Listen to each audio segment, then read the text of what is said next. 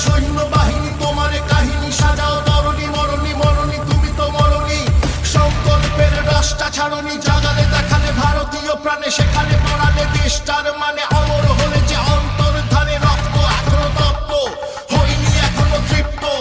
ইতিহাস অভিশপ্ত গুপ্ত গুপ্ত গল্প সুপ্ত এদেশে সুভাষকে বোঝা শক্ত সুভাষকে বোঝা শক্ত স্বাধীনতা আগে রক্ত